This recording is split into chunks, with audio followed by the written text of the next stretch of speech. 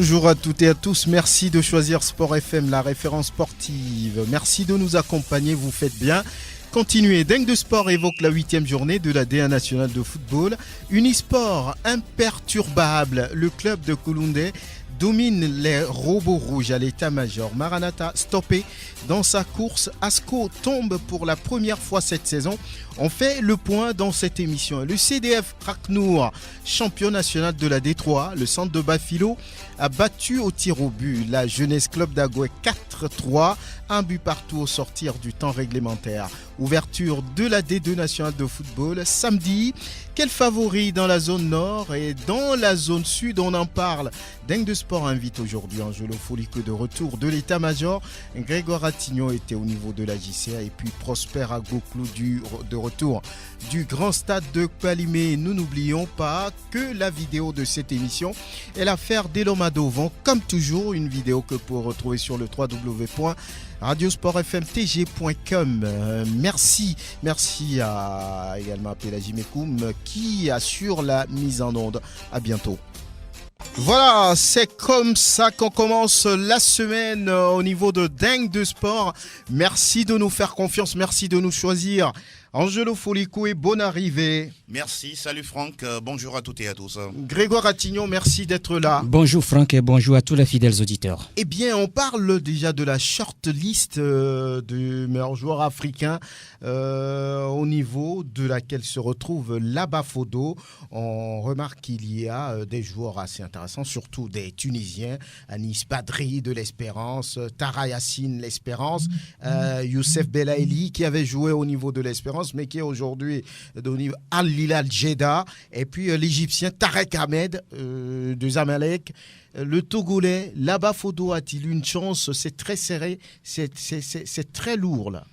Je pense que d'abord c'est un mérite de le retrouver quand même dans cette shortlist des meilleurs joueurs sur le continent.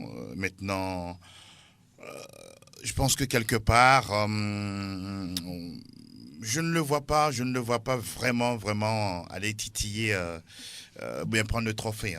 Parce que quand vous prenez par exemple Youssef Belaïli, qui a été un des fers de lance de la sélection algérienne lors de la dernière CAN de football remportée justement par les Fennecs. Il part vraiment favori. Et puis quand vous jetez un coup d'œil dans le palmarès de ce trophée-là, on met souvent devant les titres remportés, notamment la Ligue africaine des champions. Vous prenez la Coupe d'Afrique des Nations. Ce sont des éléments importants. Sur ce plan, les autres sont devant lui. Et puis, oui, naturellement. Maintenant, tout dépendra justement de l'appréciation objective, plus ou moins, du collège des votants. Et donc, moi, je pense que déjà arrivé à cette étape-là, c'est une formidable nouvelle. C'est très, très bien pour lui et très bien également pour le football togolais. Maintenant, le reste, on attend de voir. Ce n'est que le 7 janvier. C'est très, très bientôt. On attend de voir celui-là qui aura quand même le mérite de remporter ce trophée. Dans un peu moins d'un mois, là-bas, Kodjo Fodo qui récolte un peu les fruits de ce qu'il a semé du côté de la Renaissance Berkane. Oui, mais je crois que oui, c'est vrai qu'il se retrouve parmi 4 joueurs de l'Afrique du Nord et c'est un peu, on peut dire que oui, on parle de Youssef Belaïli qui part déjà avec la faveur des pronostics par rapport à sa prestation, mais quand on revient un peu sur la prestation individuelle, je me dis que Labafodo a quand même sa chance à jouer donc parmi ces 5-là, parce qu'on a vu ce que le joueur, l'attaquant togolais a fait. Vous avez parlé donc de son passage ou bien au sein du club de Renaissance Sportive Berkane. Il a pratiquement porté cette équipe-là, que ce soit dans le championnat marocain ou bien que ce soit sur le continent en Ligue des Champions, reversé en Coupe CAF. On a vu le parcours donc de là-bas, Kodjo Fodo, qui a quand même essayé et de faire quelque chose. On se rappelle encore de cette finale-là à l'aller. Là-bas, Kodjo était celui-là qui avait marqué l'unique but de sa formation à l'aller, 1-0, avant que l'équipe ne perde au retour. Donc, je me dis que oui, si on prend un tout petit peu la prestation individuelle, je me dis que là-bas, Fodo a aussi quelque chose à gagner maintenant. Il y a aussi des titres qu'il faut gagner. Belaïli a déjà gagné ces titres-là, je crois, la Ligue des Champions, puis la Coupe d'Afrique des Nations avec les Fennecs d'Algérie. Oui. Donc, c'est ça qui fait dire aujourd'hui que là-bas n'a pas tellement de chance. Mais moi, comme l'a dit Angelo, oui, il se retrouve parmi quand même les 5 meilleurs du continent. Je crois que c'est déjà grand pour lui. C'est du lourd à côté de Laba Kodjo-Fodo, mais qui sait, c'est un vote qui a lieu le 7 janvier prochain, le 7 janvier 2020. Ce n'est plus très loin, c'est dans un peu moins d'un mois. Beaucoup de courage, bonne chance à l'attaquant togolais Laba Kodjo-Fodo. Et l'on revient maintenant à la 8e journée du championnat national de football de première division. Oui, cette équipe, ce club reste imperturbable, intouchable. Vous savez de qui on veut parler, c'est Unisport. Cette équipe, beaucoup l'ont dit, on va commencer par croire en cette équipe après le match contre le Dynamique togolais à l'état-major. Eh bien, c'est fait. Unisport est venu surprendre les robots rouges, le club militaire à domicile. C'était sous vos yeux, Angelo. Oui, Franck Lunyama, une rencontre dans son ensemble acceptable, hein, même si, comme tous les autres matchs, très souvent à chaque journée, il n'y a pas forcément de spectacle, de gestes vraiment qui enlèvent, je dirais, les hurrahs ou les applaudissements quand même au public. Mais bon, de toutes les façons, on comprend combien de fois c'est compliqué de pouvoir avoir ce genre de spectacle quand on jette un coup d'œil au niveau des pédigrés de joueurs, le niveau du championnat, les états par rapport aux infrastructures. Mais bon, tout ça là, ça reste quand même une évidence. Maintenant, par rapport à cette rencontre-là, le Dynamique togolais a, je peux dire, normalement dans le coin de sa tête, le club, l'année dernière, cette performance qui n'était pas forcément, je dirais, de très beaux résultats. C'est-à-dire que vous avez une équipe qui joue à la maison, mais qui a des difficultés à gagner. Et donc, Olufade Adekami, je me rappelle bien l'homme lors de la pré-saison, a même martelé comme quoi le défi cette année, c'est de tout faire pour gagner tous les matchs à la maison. Maintenant, c'est un premier accro à domicile. Hier, l'équipe était certes bien équilibrée, hein, parce que c'est pratiquement la même ossature que le match précédent, si ce n'est Abou Farouk, qui est sorti du 11 titulaire, remplacé par hier Barou Réou Justin, qui était titulaire hier. Il a essayé dans l'attaque de Dynamique togolais d'apporter quand même du sien. On a vu des centres venant de Soulé Idrissou, Yéré, Koulibaly, Abdul Razak. Ils ont essayé, mais comme toujours, pas d'efficacité, pas de réalisme dans les buts. Et devant les buts, on a même posé la question à Olufade, lui qui a été grand attaquant dans un passé plus ou moins lointain. Pourquoi ces attaquants n'arrivent pas à marquer? Il dit tout simplement que c'est les joueurs qui sont moins efficaces devant les buts, qui sont entre guillemets paresseux. Donc, comment était-il quand il s'était présenté devant la presse? Parce que là, il a lancé un défi. Oui. Non, mais je pense qu'avant un match, quel que soit l'adversaire que vous rencontrez, il faut faire attention. Il faut faire attention, mais en même temps aussi, on est poussé à pouvoir mettre une petite pique à l'adversaire, histoire de se mettre beaucoup plus en confiance, surtout sur le plan mental, non seulement pour le coach, mais également pour les joueurs. Donc, c'est vrai qu'hier, ils ont eu des occasions, sauf qu'il n'y avait pas de réussite, mais Unisport, oui, une équipe qui, athlétiquement, elle est en forme. Vous voyez des joueurs comme Tchakbelou Awali, comme Darou Ashraf, comme Fousseni Rafiou, qui a même reçu le trophée de meilleur joueur du mois de novembre. Tous ces joueurs-là, quand vous les prenez individuellement, ils sont bons. Maintenant, au-delà de ça, il y a également un collectif qui ne dit pas son nom. Et puis, ils ont un bon gardien, Yacoubou Noureddine. Maintenant, au-delà de ça, je pense que le but qui était arrivé hier, c'était une défense qui s'est un tout petit peu oubliée. Parce que c'est Madougou Bastou qui rentre en jeu à la 66e minute. Et puis, le ballon qui vient dans le camp de Dynamique togolais, Madougou qui va chercher pratiquement ce ballon-là sur la ligne de la surface de réparation de l'autre côté. Il sert justement ce joueur qui n'est autre que Olufade Kabir, qui ne s'est pas posé de questions. Il envoie une mine, tout simplement, dans les filets de Adrien Agbeko. Et puis derrière, depuis la 67e minute, Dito a couru derrière l'égalisation. On a fait rentrer Abou Farouk, mais on a senti que ça ne peut pas réussir. Et puis, comme je lui ai posé la question hier, ils ont marqué, ils sont allés rester derrière pour conserver. C'est également une méthode. Hein. On n'a pas forcément envie de pouvoir jouer à armes égales avec l'adversaire. C'est une stratégie. Heureusement que Sibabi le reconnaît. Oui, ce n'est pas bien, mais des fois aussi, il faut mettre cette stratégie-là devant l'adversaire et surtout, à la fin, repartir avec les 3 points. En tout cas, on va d'ailleurs écouter Sibabi Akbou Aziz, l'entraîneur d'Unisport. Nous gérons pratiquement vers les 10-7 minutes. Parce que s'il faut gérer très tôt, un but, ce n'est jamais suffisant. On a voulu, quel qu'en soit les cas, ce n'est pas pour manquer de respect à l'adversaire, au moins passer le cap de un but. Dito, je peux dire que c'est l'adversaire le plus coriace qu'on a eu à jouer, à part OTR, et presque la même morphologie. Parce qu'une fois qu'ils sont grand détail, quand ils touchent, maintenant il faut qu'on gère les deuxièmes ballons. Heureusement, c'est ce qui a mené un but. Dito a raté, les terrains passent. La force du Nisport, c'est vous, c'est nous, c'est les joueurs. Nous, on prend en considération tout ce qu'on entend, tout ce qu'on voit, on travaille avec un accent sur la cohésion, l'entente du groupe. Il faut éviter les brèches par-ci, par-là. Bon, je peux dire que c'est notre force. Si c'est le plan du jeu qu'on sort, sincèrement, il y a des équipes plus fortes que Unisport. D'un côté, il ne faut pas négliger aussi. On a un petit grain de chance qui fait que souvent aussi on arrive à être leader. Donc nous n'allons pas dormir pour dire qu'on est champion. Non, nous savons qu'il y a des équipes devant nous. Sibabi Akpo, Aziz, toujours humble. Oui, toujours humble, mais il sait ce qu'il fait.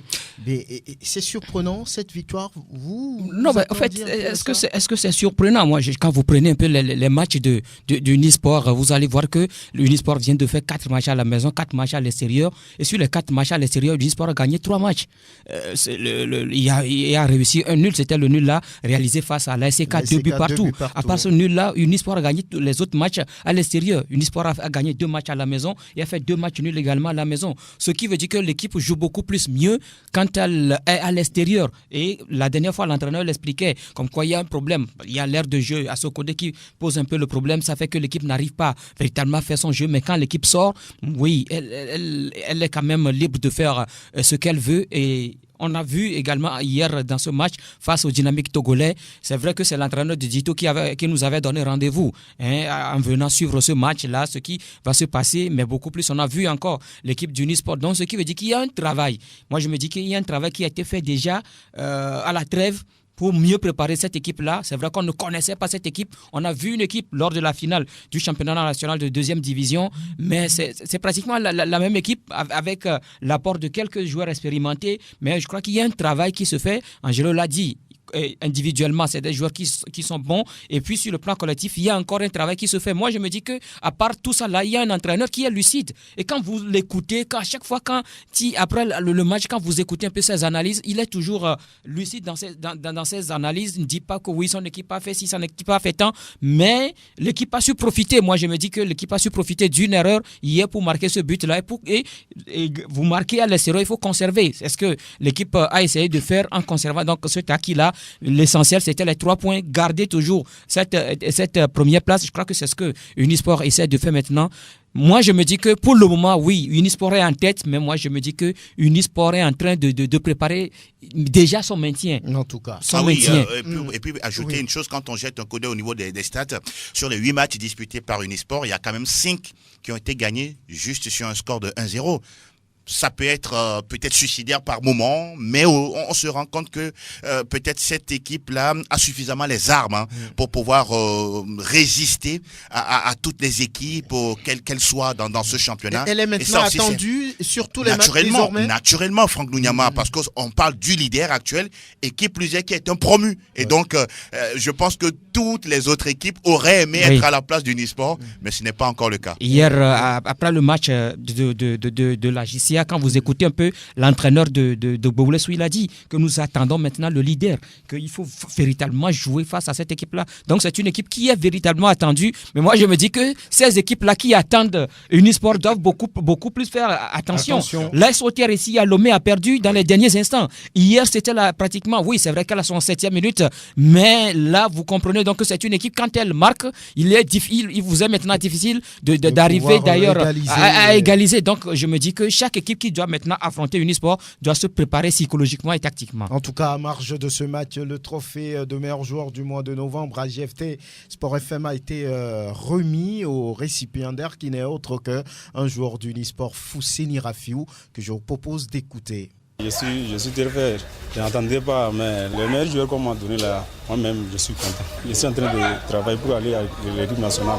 Oui, moi-même, nous-mêmes, on est en train de faire. Avant qu'on va commencer les championnats, notre président nous a dit que cette année, les champions qu'il veut, Inch'Allah, on va prendre les champions là. En tout cas, Fousseni Rafiou, après avoir reçu le trophée de meilleur joueur du mois de novembre à JFT Sport FM, bravo en tout cas à ce président Machoud qui fait du boulot, ça se voit sur le terrain.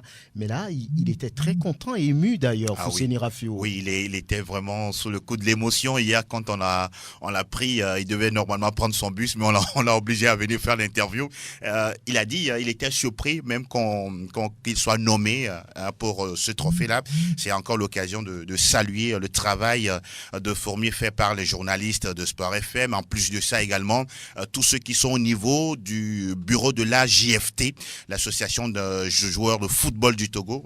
Hier, j'ai vu le président Ouro Mostafa qui était là, accompagné de son infatigable secrétaire général Mama Ouyao. Et puis, le tout quand même sous les yeux du président de la Fédération togolaise de football et de son deuxième vice-président Tchakondo Sebabi. Ça montre à suffisance qu'il y a un accompagnement qui suit une telle initiative parce que c'est très bien. In fine, je pense que ce genre de trophée, oui, on aimerait que ce qui l'accompagne soit beaucoup plus encore, on peut dire consistant. Oui, mais il faut commencer quelque part.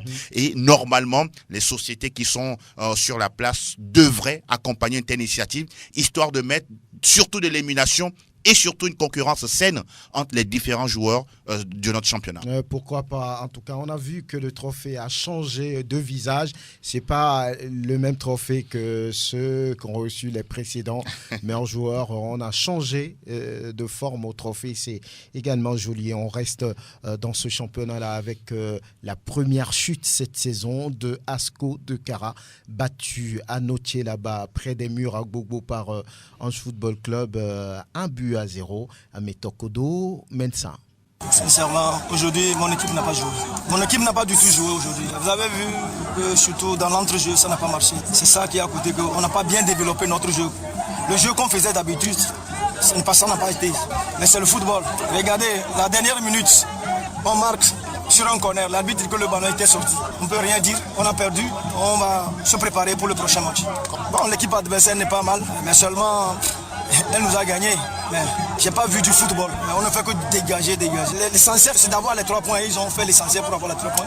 Et bravo à eux. Bonne continuation. En tout cas, c'était important pour Ange de pouvoir gagner après avoir créé le hold-up parfait là-bas à Bafilo face à Sarah Football Club. Ce n'est jamais évident d'aller battre Sarah là-bas. Ils l'ont fait. Ils ont confirmé. Oui, ils ont confirmé. L'entraîneur l'a dit après la victoire face à Sarah à l'extérieur. Ils ont dit maintenant qu'il faut en tout cas rester dans cette dynamique-là, surtout gagner à la maison. C'est ce que donc les Anges ont essayé de faire. Mais je me dis que les condamnants beaucoup plus se sont cognés au mur. Hein. Ça, c'est ce qu'il faut dire. Parce que quand vous écoutez un peu l'entraîneur, ce qui veut dire qu'il a mis un dispositif tactique en place qui a énormément gêné tout d'abord l'équipe d'Asco de Kara. Parce que oui, il y a un certain Tchakaï Marouf qu'il faut à tout prix museler. Il ne faut pas lui laisser le champ. C'est vrai qu'il a essayé de trouver quelques tentatives, mais seulement ça n'a pas réussi. Et donc, à côté, il y a quand même ce but-là qui est arrivé. Et quand vous arrivez à marquer ce but, il faut quand même conserver ce acquis. C'est ce que Soulé Kadri a essayé de faire avec ses poulains, infliger donc la première défaite de la saison à Asco de Kara. Moi, je me dis que ce n'est pas encore, quand vous écoutez un peu à Metokoro, oui, certes, il est déçu. Oui, quelque part aussi, ils ont eu des occasions dans ce match, mais seulement ils ne sont pas arrivés à concrétiser ces occasions-là. Maintenant, ils ont perdu ce match. Il va falloir aller préparer le match à venir. C'est ça qui est le plus important. Les Anges, eux, ils enchaînent quand même une deuxième victoire. Je crois que c'est quand même bien, ce qui permet aujourd'hui quand même à la formation du AO de prendre aujourd'hui la 3e place derrière donc Unisport et puis Asco de Kara. 6 points pris face à des clubs non des moindres. Asco est en forme. On est allé battre Bafilo, mais c'était pas évident. Oui, c'était pas évident. Je me rappelle avoir rencontré déjà le coach Quadri Soulé il y a quelques mois déjà, qui nous parlait d'une équipe à domicile qui est vraiment difficile à pouvoir gérer parce que vous avez un public qui est pratiquement insatiable et qui réclame à chaque match des victoires. C'est un bien pour lui, normalement. C'est-à-dire que vous avez une pression qu'on va pas forcément quand même tarifier de négatives, mais les critiques, quand elles viennent, normalement, ça vous permet de vous remettre en cause et de préparer aussi mentalement votre équipe. Et puis un championnat, je pense que l'un des secrets, surtout de notre championnat, c'est d'arriver à tout faire pour gagner à domicile, quel que soit l'adversaire qui arrive. Et je pense que c'est ce que Ange a fait si bien. Pour Asco, il n'y a pas péril à l'en demeure. Hein. Voilà, justement, une défaite. Et puis derrière, on reste toujours dauphin du Nisport. Maintenant, la prochaine journée, je pense que Asco va jouer face à Gomido. Une équipe qui, franchement, ces dernières heures n'est pas du tout vernie. Occasion, pourquoi pas, de pouvoir rapidement remonter la pente et de rester dans la roue du Nisport. En tout cas, Ange qui va avoir ce privilège-là d'avoir réussi à faire tomber pour la première fois cette saison à Asco de Kara. Prospera Gbokoulou, bonjour. Oui, Franck, bonjour à tous. Tout va bien? Que voulez-vous? Très bien. Et le duel entre les deux derniers vainqueurs du championnat ici au Togo, c'est-à-dire Koroki et puis ASK, a tourné à l'avantage des chauffeurs de la COSA là-bas à Kara. 2-0. Voilà, c'était attendu par rapport à cette victoire de l'ASK qui, on va dire, n'a pas toujours digéré cette défaite face à Asco lors du derby de la COSA. Oui, même si vous écoutez à travers les propos du coach de Koroki, Adam Fazazi, on a senti que même à ce niveau, on a compris que ASK avait fait le jeu pour pouvoir gagner et que la victoire était méritée. Autant cette équipe sortie je dirais plutôt champion en titre, doit défendre valablement sa couronne pour confirmer, pour dire tout simplement que ce n'était pas un simple fait de hasard quand il a remporté ce titre de champion du Togo. Et c'est vrai que les débuts sont difficiles, mais peu à peu, c'est une équipe qui retrouve un peu plus du mordant et qui pourra, dans les mois à venir, aller comme un moteur diesel. Voilà, ceci dit. Donc, victoire méritée pour. Oui. Autant si l'entraîneur adverse même a reconnu que son équipe n'a pas été aussi attentive comme il l'espérait, c'est dire que l'adversaire a mérité vraiment sa victoire. On va écouter l'entraîneur de cette équipe de la SK, Kassim Gouyazou. En première partie, on a retrouvé une équipe de ASK su bien dérouler le ballon. Sauf qu'on n'a pas marqué assez de buts en première partie, mais l'essentiel était fait de marquer le but avant de sortir à la nous, la manière dont on a donné les consignes et vu ce qu'on traverse, l'essentiel c'est d'engager les 3 points et d'essayer de retrouver confiance pour que on retrouve l'équipe de ASK. S'il n'y a pas confiance, comment ils pourront jouer leur football dont vous leur connaissez? Donc c'est le moment de prendre les points, avoir la confiance et essayer de jouer le football. Et vraiment, Kassim Gouyazou, entraîneur des chauffeurs de la COSA, cette équipe a vraiment besoin de la confiance pour pouvoir réaliser ce qu'elle a réalisé l'année dernière. Oui, je crois que ici, c'est vrai que l'ASK revient donc d'une compétition continentale. Je crois qu'il revient aux joueurs d'être conscients de ce pourquoi ils sont là. L'étape continentale est déjà passée. Ils n'ont qu'à oublier cette étape-là. Est-ce que c'est ça qui les suit toujours? Non, c'est ce que je voudrais dire. Ils n'ont qu'à oublier cette étape-là, se concentrer sur le championnat. Il y a également le championnat. Donc, ils n'ont qu'à se concentrer sur ce championnat-là. Et je crois que l'ASK peut avoir ses résultats. Aujourd'hui, quoi qu'on dise, l'ASK a une meilleure équipe. Ça, il faut le dire.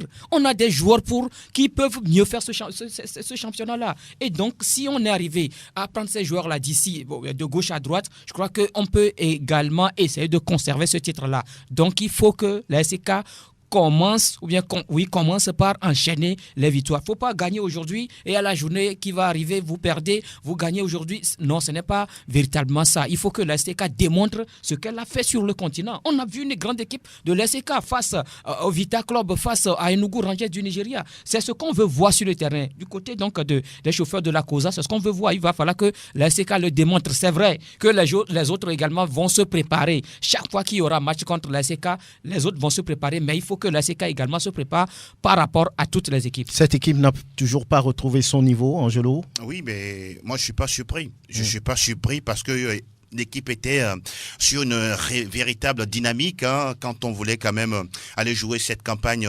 continentale. On était euphorique, on était en même temps assez confiant pour passer les différentes étapes et surtout échouer au niveau. Je vais parler des phases de groupe. Et donc, quelque part, il y avait un rêve qui était là.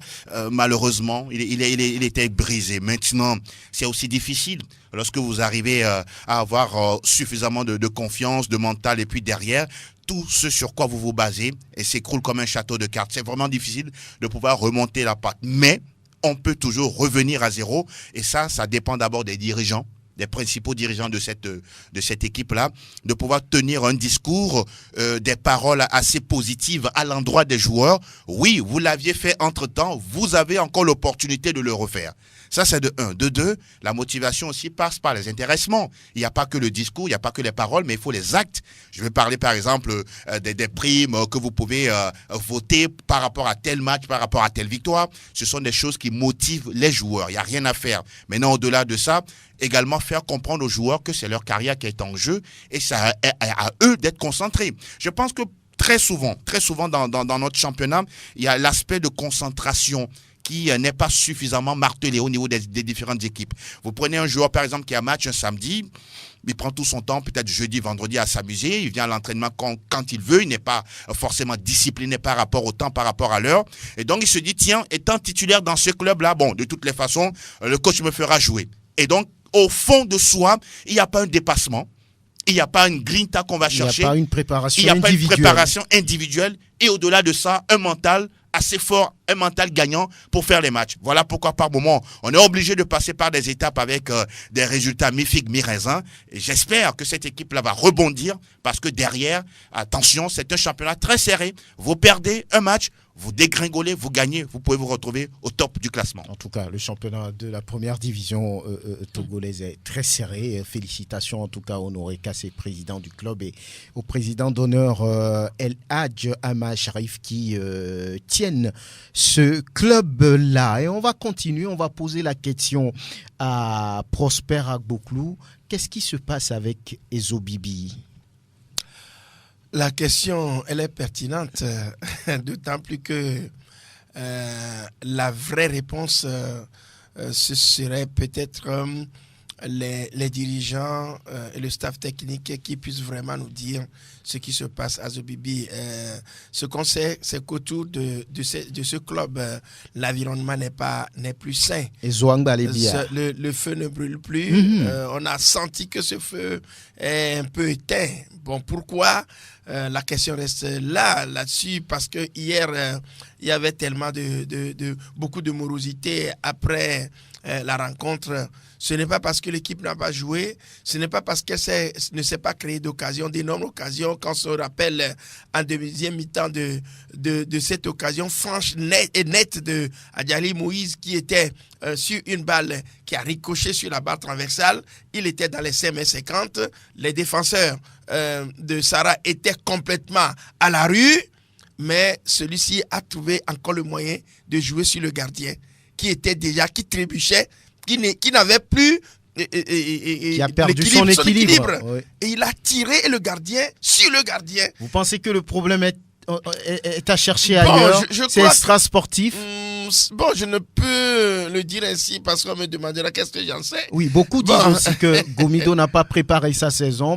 Les joueurs n'ont pas été remplacés comme Zegei, comme Alassane Kililou. Beaucoup de joueurs n'ont pas été remplacés. Oui, peut-être on a compté sur des valeurs individuelles comme celui d'Adjali Moïse, de Messa, le défenseur Tudi et autres. Quand on sait que quand une équipe qui a joué ensemble pendant un certain temps et qui s'est disloquée, il est difficile donc de retrouver donc les repères. Donc on dira tout simplement que hier il y avait eu du mécontentement plutôt, et tout ça on peut le dire.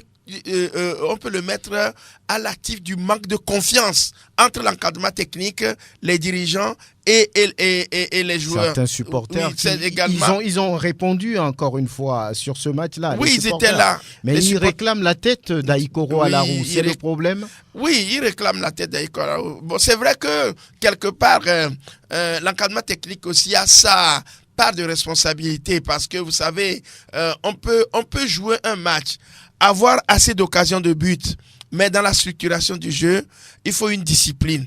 Et je crois que c'est ce que Gounoubou Sylvestre, qui reste un conseil près, très proche donc du bureau, a révélé hier qu'il manque cruellement au sein de cette équipe de la confiance, de la discipline. Il y a beaucoup d'indiscipline et que le bureau est en droit donc de reprendre la main pour corriger le tir et permettre à ce que cette équipe-là reprenne vraiment par rapport à son niveau. Voilà. Quand on voit à peu près que sur le terrain, on a retrouvé de nouveaux joueurs qui peut-être, à mon avis, n'ont pas encore ce niveau-là pour y arriver. Parce que lorsque vous avez assez d'occasions et que l'équipe adverse s'arc-boute dans sa défense, il va falloir chercher les voies et les moyens pour pouvoir faire sortir le bloc équipe et endosser donc les responsabilités de buteur. Quand on y va, on a des occasions et quand on sait que l'autre, Nassan, le portier de Victor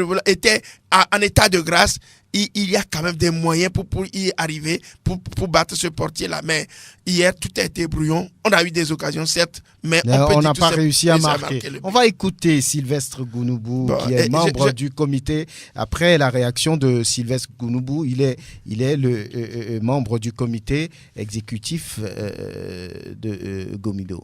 Les uns les autres parlent de ce qui est métaphysique. Moi, je me mets hors de ce genre d'appréhension. Je pense qu'aujourd'hui, c'est une défaite de trop. Au niveau du bureau, on va se réunir cette nuit et prendre nos responsabilités. Oui, prendre nos responsabilités. Vous savez que quand ça ne marche pas, il est question que vous preniez vos responsabilités, prendre des décisions qui peuvent faire avancer le club. Je crois que là, aujourd'hui, c'est une défaite.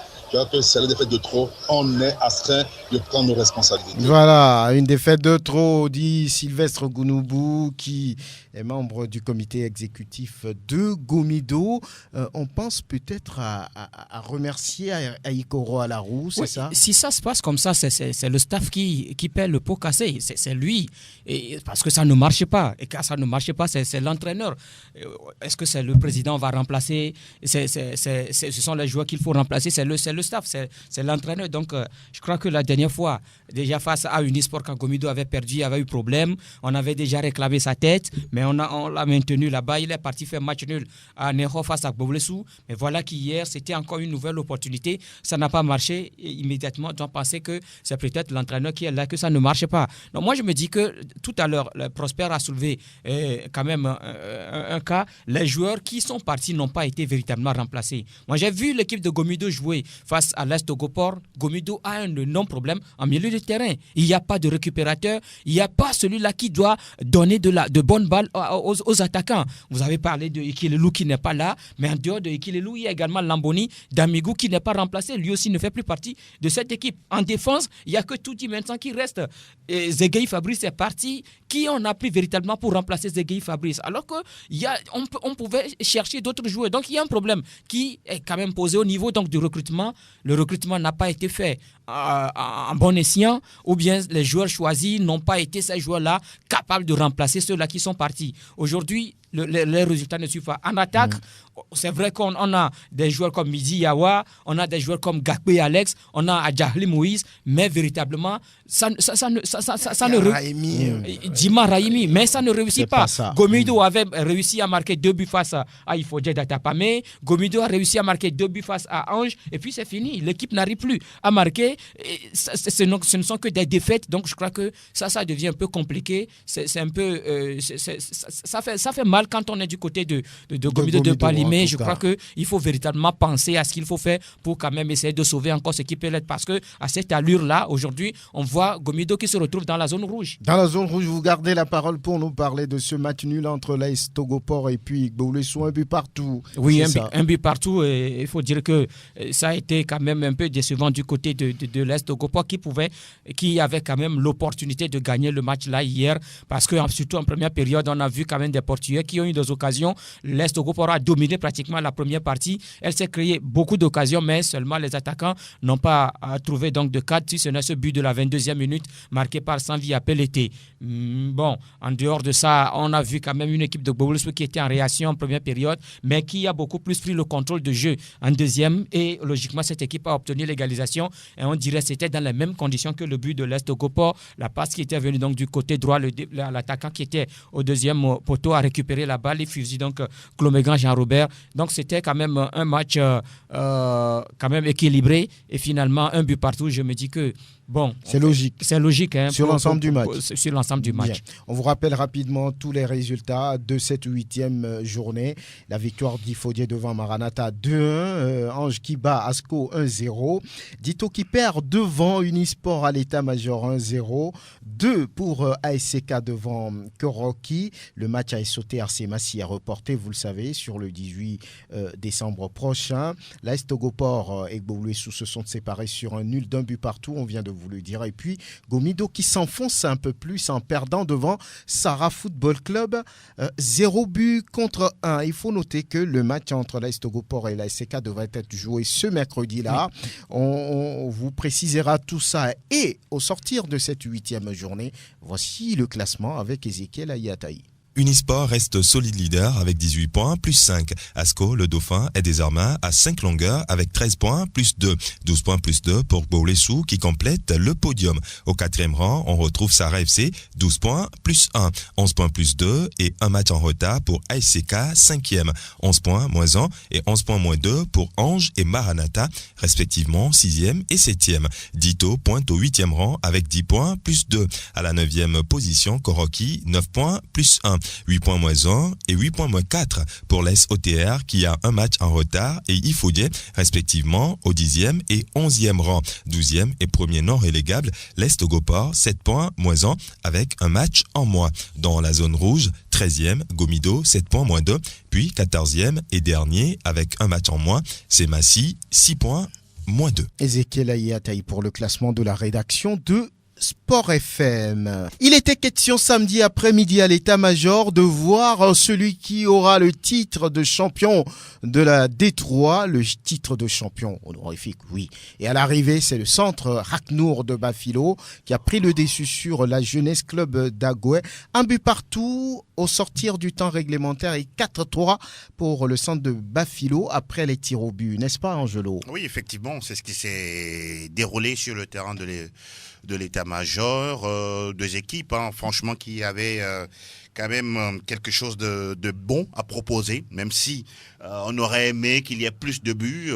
Voilà, la formation d'Agbetrobo Delali à la tête de la JCA, bien en place avec son capitaine qui n'est autre que Issifou Assiou et tous les autres. Ils ont quand même essayé de déranger cette équipe de CDF Akno qui pratique un jeu beaucoup plus au sol, comme on le dit souvent, un jeu académique. C'était quand même assez intéressant. Et puis bon, voilà, la JCA dans sa façon de jouer, finalement trouve le chemin défilé par Ahombo Rio, voilà, à la 37e minute, d'ailleurs ça veut dire 1-0 à la mi-temps. Après, on a vu une équipe de CDF Akno qui est revenue avec une autre envie de jouer, de trouver les failles dans cette défense de la JCA. Était Moro Youssouf qui était également bien en place. Cette équipe pouvait normalement revenir rapidement dans le jeu en égalisant. Mais bon, c'est après, à la 53e, qu'Ali Nawaf également a profité d'une certaine naïveté de cette défense-là pour planter le but. Et donc, un but partout, score final. Et donc, naturellement, on doit passer rapidement à la fatidique séance des tirs au but.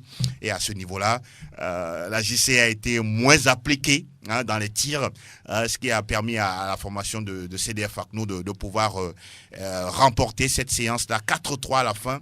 Et puis, je pense que c'était quand même bien pour le public qui était là, certes d'Agoué, mais beaucoup plus également ceux de Bafilo. On sait qu'il y a une forte communauté voilà, ici à Lomé. Donc, ils sont sortis massivement pour apporter leur soutien.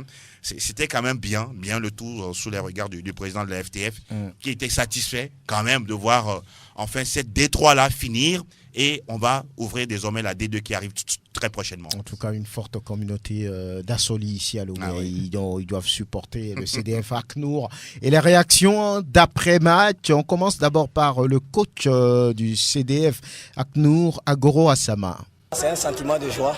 On savait que si on pousse, on va mieux faire et ces choses faites, on est très content, très heureux. Nous sommes une jeune académie, on a commencé, on a voulu imprimer le rythme à l'adversaire. On l'a fait, quelques 15 minutes, 20 minutes après, les enfants, c'est la peur, je ne sais pas, ils ont replié et ça nous a coûté. Dans les vestiaires, on a essayé de leur parler, remonter le moral, de leur dire que ça c'est faisable. Si on a pu les prendre dès les premières 15 minutes, s'ils ont marqué à la première partie, nous aussi, on peut prendre la deuxième partie à notre faveur et ça a été chose faite. Face à cette formation de la GCA, comment vous l'avez trouvé dans le jeu? C'est une bonne équipe, surtout défensivement, très en place. Ça nous a beaucoup joué puisque nous, on passe par la progression. Ça a été difficile pour nous. Bon, on a pu finir, marquer un but qui nous a permis d'aller au tir au but. Si c'est le tir au but, je comptais sur mes enfants et ça a été chose faite. Voilà, Agoro Asama, entraîneur du CDF ACNUR. En face, c'était le poète. Donc, l'entraîneur Agbetrobou Delali de la Jeunesse Club d'Agua que je vous propose d'écouter. La répétition donne du sens à l'action. J'ai eu beaucoup de difficultés pour conduire cette équipe. Mon équipe regorge de joueurs très jeunes qui n'ont pas un niveau très élevé. Il y a certains qui sont à leur première année d'expérience. J'ai conduit cette équipe avec beaucoup de solidarité pour dire aux jeunes que le football se joue avec beaucoup de plaisir. Voilà ma première défaite. Mais je me réjouis. J'ai eu une première défaite dans des moments pathétique et fatidique. Donc ça veut dire qu'à la fin du match, s'il y a encore un match retour à jouer, je le ferai.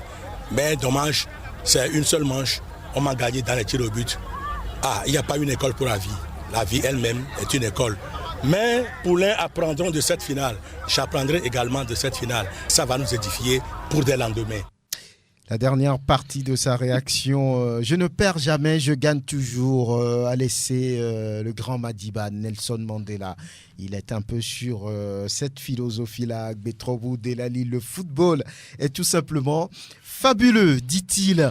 Alors, on va parler un peu de la D2 qui s'ouvre bientôt. Vous allez jeter un regard sur les deux zones et me dire celui qui, selon vous, est le favori, qui prend la parole, qui... Bon, allez-y. Si vous le permettez, une petite parenthèse par rapport à certains comportements antisportifs auxquels on a été soumis la dernière fois. Il faut quand même rappeler au camp, face à Agbetrobou Delali, c'est quand même un entraîneur comme on appelle, respectueux. Oui, qui a fait quoi? Il y a une partie des spectateurs, enfin du public supporter de cette équipe de la JCA qui s'en est pris. Et parmi eux, ce ne sont pas seulement des jeunes, mais des personnes âgées qui viennent insulter l'entraîneur parce qu'il n'a pas fait un changement et qu'on a battu à gauche, je crois. Les actes à proscrire. Vraiment, nous sommes là pour éduquer et la dernière fois, ça n'a pas été du tout facile. Vous n'avez pas été d'accord avec ça. Je crois que c'est mauvais. Mais très, très mauvais. Oui, voilà.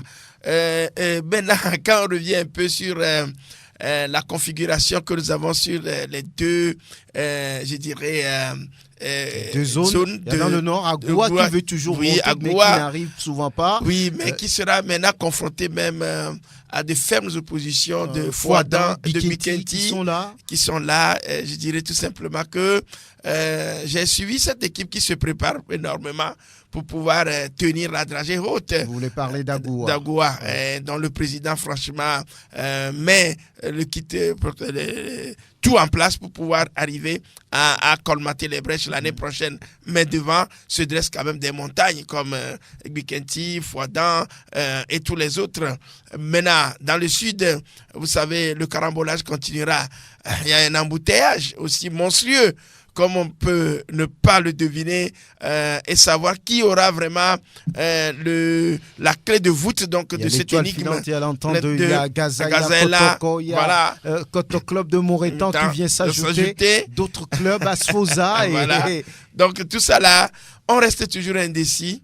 Il va falloir quand même qu'on repense un peu à cette D2 là et permettre à ce que vraiment il y ait une plus grande fluidité par rapport aux remontées. Oui, Angelo Folikoé, qu'est-ce que ça vous dit, vous?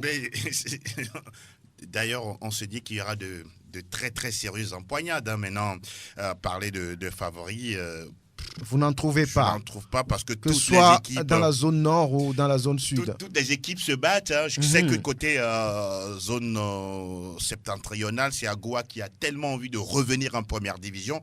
Et normalement, vu le scénario de la dernière fois, ils doivent reculer. Surtout s'étoffer pour revenir en deuxième division et pourquoi pas finir champion. Maintenant, au niveau de la D2, zone sud, on sait très bien que c'est des clubs mythiques qui ont envie de retrouver l'élite, l'Étoile, la Gaza et tous les autres, l'Entente 2. Mais de toute façon, que le meilleur gagne à la fin. Oui, Grégoire, vous? Oui, difficile de dire que tel ou tel part avec la faveur des pronostics. Quand vous prenez cette zone nord, les uns et les autres ont cité les équipes. Vous avez parlé d'Agoua, de Kosuntu, vous avez parlé de Bikenti, de Fouadan. Mais attention, il y a cette équipe du centre de formation Aknou qui est là. Mais il ne faut pas également oublier Bunja de Kitao qui a longtemps cherché cette deuxième division qui est finalement retrouvée, qui finalement retrouve cette deuxième division. Donc ça va être quand même absolument disputé dans cette zone. Maintenant, quand on parle de la zone sud, c'est là où le problème se pose. Il y a beaucoup de prétendants au titre. Il y a l'Étoile filante, il y a Kotoko de Lavier, il y a Gaza, Entente 2, Espoir du Zio, Arabia de Tablibo. Vous avez parlé tout à l'heure de Koto FC de Moretan, mais sans oublier également Tambo de Dacha, qui aussi fait partie donc de cette... Il y a un derby déjà dans la zone. Oui, il y a beaucoup de derbys dans cette zone. Il y a déjà la première journée, c'est un derby d'ailleurs, c'est un duel des plateaux entre Koto FC et Kotoko de Lavier. Ensuite, il y aura quand même Tambo, Koto, Tambo, Kotoko, vous voyez un peu des duels, sans oublier le duel de la Ligue maritime en ouverture, Arabia de Tablibo, Espoir du Zio. Vous comprenez donc que, en tout cas, ça va être difficile de dire que telle ou formation part avec la faveur des pronostics, mais on sait qu'à la fin de ce championnat, dans chaque zone, il n'y aura qu'une seule équipe, une équipe par zone qui va donc se retrouver en première division. Vivement que ça se joue sur le terrain. Et rapidement, en quelques secondes, on va aborder ce sujet-là. La Russie exclut des Jeux Olympiques à venir et des mondiaux pour les 4 prochaines années. La Russada est accusée, l'agence antidopage russe est accusée d'avoir trafiqué, d'avoir, caché des résultats. Et c'est très dur pour ce pays-là. Non, je ne suis pas du tout surpris. Je ne suis pas du tout surpris parce que quand vous prenez l'historique, en tout cas des Russes dans les différentes compétitions internationales, vous vous rendez compte que ce soit les JO d'hiver, à Sochi et tous les autres, il y a un dopage légiféré par l'État russe qui ne dit pas son nom. Et je pense que quelque part... Un système institutionnalisé au sommet même de l'État. Il n'y a rien à faire. Vladimir Poutine le sait très très bien, y compris même son ministre des Affaires étrangères, le ministre des Sports, le président du comité olympique russe. L'imperturbable. Eux tous, ils savent comment ça se passe. Sauf qu'on n'avait pas de preuves aujourd'hui. Oui, le CIE est allé plus loin en ayant des preuves. Et aujourd'hui, je pense que la sentence est tombée. C'est bien fait pour cette Russie-là. C'est dommage pour des athlètes comme Vladimir Morodov, d'excellents nageurs qui a déjà gagné 2 titres au dernier championnat d'Europe de natation. Il pourrait participer, sauf s'il n'est pas mêlé à ces histoires de dopage. Il pourrait participer sous drapeau neutre. Et c'est dommage pour la Russie. Même au niveau politique, on parle d'acharnement. Mais l'AMA, l'Agence mondiale antidopage, a maintenu sa suspension. Ah oui, je crois que c'est un cas d'école. Il faut mettre en sport les exemples qu'il faut pour pouvoir dissuader les uns les autres donc des actes antisportifs. Il faut gagner par ses propres moyens, par ses moyens naturels. Au lieu donc de faire des transfusions c'est du sang transfusé par l'apport auquel ces choses-là se font. Mais il y a d'autres pays également qui sont cités par là, auxquels il faut quand même s'assujettir, faire des enquêtes. En tout cas, l'AMA, l'Agence mondiale antidopage, doit poursuivre ses enquêtes et c'est dommage. La Russie vient de payer le prix fort et on verra ce que ça va donner. Merci Angelo Folikoé, merci Grégoire Attignon, merci Prosper Agboklou et l'homme à Dovon pour la vidéo. Pélagie Mekoum. À bientôt.